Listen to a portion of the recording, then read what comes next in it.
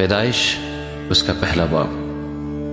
خدا نے ابتدا میں زمین و آسمان کو پیدا کیا، اور زمین ویران اور سنسان تھی، اور گہراؤں کے اوپر اندھیرا تھا، اور خدا کی روح پانی کی سطح پر جنبش کرتی۔ اور خدا نے کہا کہ روشنی ہو جا، اور روشنی ہو گئی۔ اور خدا نے دیکھا کہ روشنی اچھی ہے، اور خدا نے روشنی کو تاریکی سے جدا کیا۔ اور خدا نے روشنی کو تو دن کہا، اور تاریکی کو رات، اور شام ہوئی اور صبح ہوئی، سو پہلا دن ہوا۔ اور خدا نے کہا کہ پانیوں کے درمیان فضا ہو، تاکہ پانی پانی سے جدا ہو جائے۔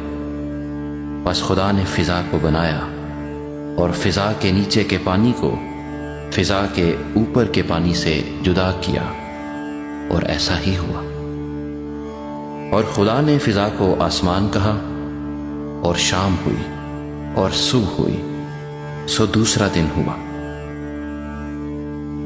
اور خدا نے کہا کہ آسمان کے نیچے کا پانی ایک جگہ جمع ہو کہ خشکی نظر آئے، اور ایسا ہی ہوا۔ اور خدا نے خشکی کو زمین کہا، اور جو پانی جمع ہو گیا تھا اس کو سمندر۔ اور خدا نے دیکھا کہ اچھا ہے۔ اور خدا نے کہا کہ زمین گھاس اور بیجدار بوٹیوں کو اور پھلدار درختوں کو جو اپنی اپنی جنس کے موافق پھلیں، اور جو زمین پر اپنے آپ ہی میں بیج رکھیں، اگائے، اور ایسا ہی ہوا۔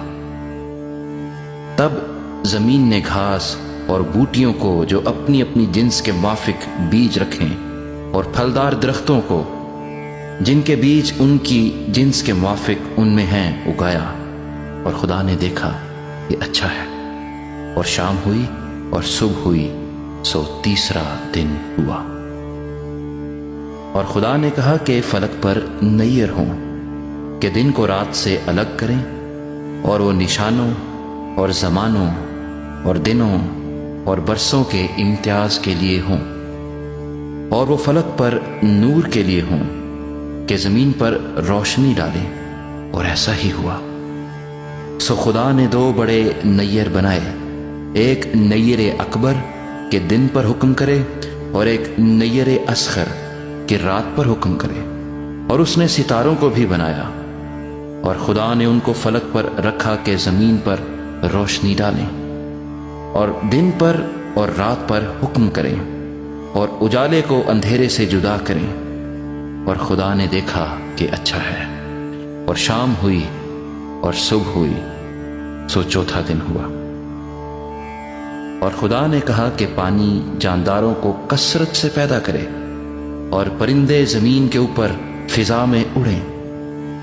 اور خدا نے بڑے بڑے دریائی جانوروں کو اور ہر قسم کے جاندار کو جو پانی سے بکثرت پیدا ہوئے تھے، ان کی جنس کے موافق، اور ہر قسم کے پرندوں کو ان کی جنس کے موافق پیدا کیا۔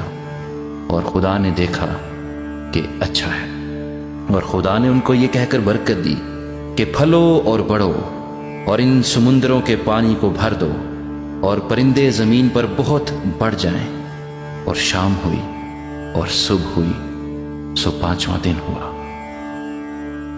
اور خدا نے کہا کہ زمین جانداروں کو ان کی جنس کے موافق، چوپائے اور رینگنے والے جاندار اور جنگلی جانور ان کی جنس کے موافق پیدا کرے، اور ایسا ہی ہوا۔